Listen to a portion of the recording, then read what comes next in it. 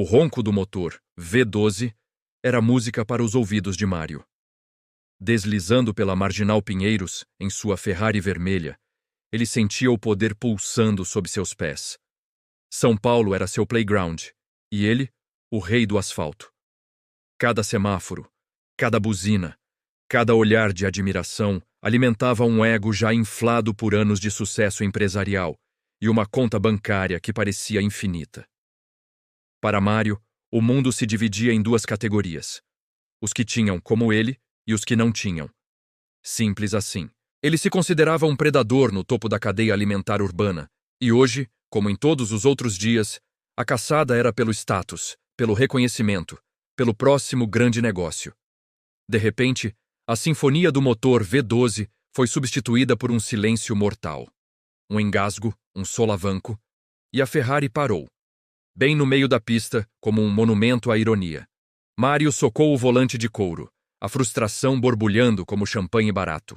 Olhou ao redor, e seu desprezo aumentou. Ele não estava mais em seu habitat natural dos Jardins ou da Faria Lima. O cenário era de asfalto remendado, prédios sem pintura e uma poeira que parecia cobrir tudo. E ali, como um oásis de graxa no meio do deserto de concreto, uma placa desbotada anunciava: Oficina do Reinaldo. Concertos em geral. Só pode ser brincadeira. Mário murmurou, o sarcasmo pingando de cada sílaba. Ele saiu do carro, ajustando o terno italiano, sentindo-se um astronauta em um planeta desconhecido. A porta da oficina se abriu e de lá saiu um senhor de macacão manchado, o senhor Reinaldo, com um rosto sulcado pelo tempo e pelo trabalho. Atrás dele, um garoto magro, talvez com uns 16 anos, de olhos vivos e curiosos, o seguia como uma sombra.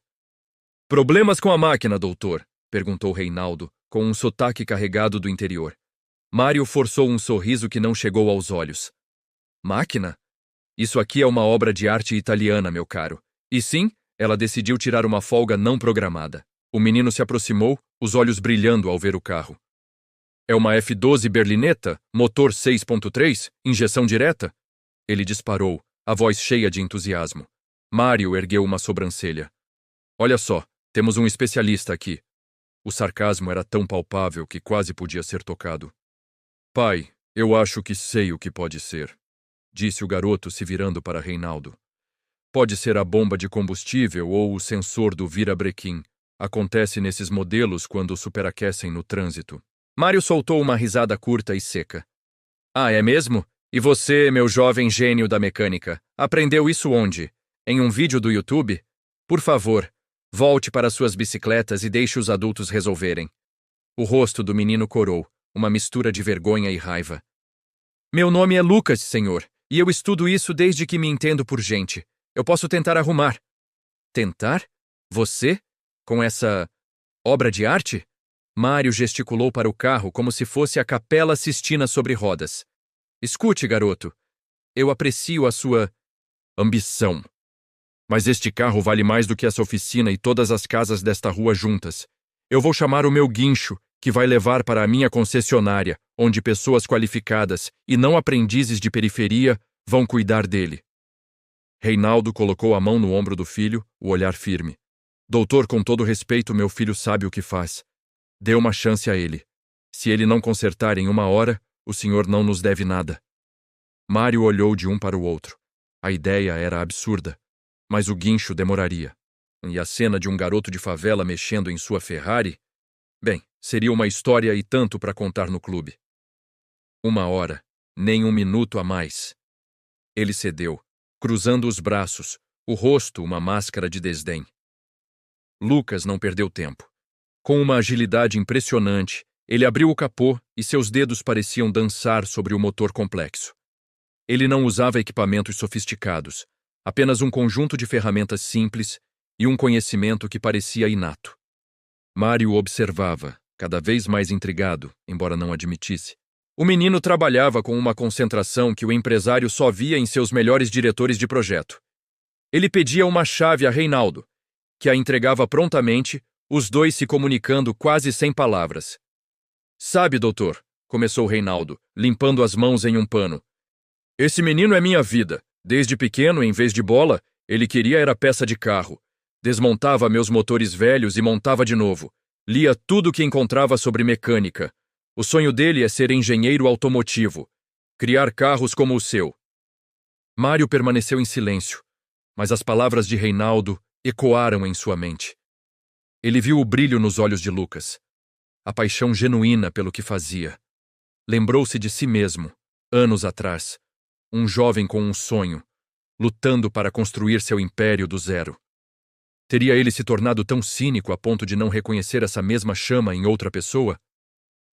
O tempo passava. 40 minutos. 50. Mário começou a sentir uma pontada de ansiedade. E se o garoto conseguisse? A humilhação seria dele. Mas, por outro lado, e se ele conseguisse? A ideia começou a fasciná-lo. Faltando 5 minutos para o prazo final, Lucas fechou o capô. Pronto, senhor. Pode tentar agora. Mário caminhou lentamente até o carro, o coração batendo um pouco mais forte. Ele se sentou no banco de couro, o cheiro familiar o acalmando. Girou a chave. O motor de arranque gemeu por um instante e então... O V12 rugiu, voltando à vida, mais forte e afinado do que antes. Um som glorioso, uma ressurreição mecânica. Ele ficou paralisado por um momento. O garoto, o filho do mecânico, ele tinha conseguido. Mário desligou o carro e saiu. O ar parecia diferente. Ele olhou para Lucas, que estava de cabeça baixa, limpando o suor da testa. Ele olhou para Reinaldo, cujo rosto exibia um orgulho imenso, mas contido. Mário abriu a carteira.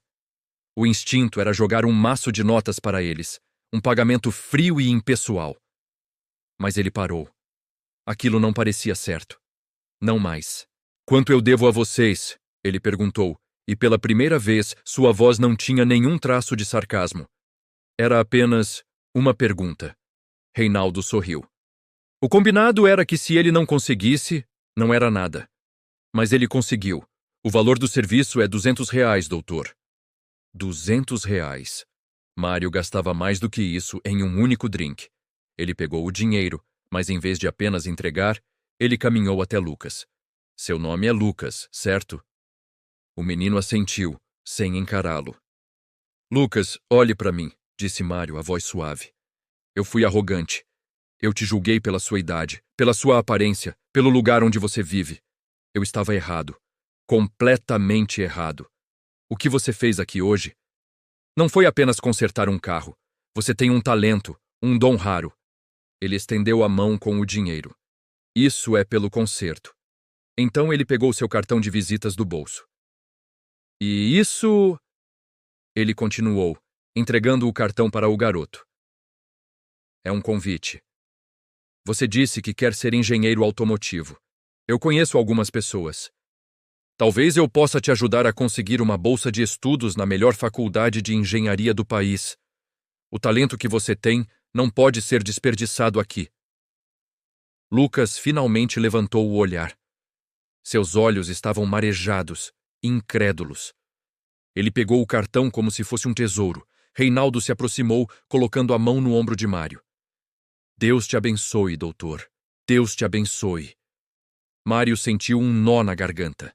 Ele, o tubarão dos negócios, o rei do sarcasmo, estava emocionado. Naquele dia, em uma rua empoeirada de São Paulo, algo dentro dele havia sido consertado. Não era a bomba de combustível, nem um sensor. Era algo muito mais profundo. Ele entrou na Ferrari, o motor roncando suavemente.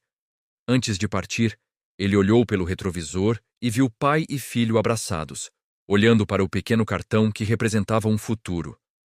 Naquele momento, Mário entendeu que o verdadeiro poder não estava no barulho do motor, mas na capacidade de mudar a vida de alguém. E enquanto acelerava de volta para seu mundo, ele não era mais o mesmo homem, ele era melhor.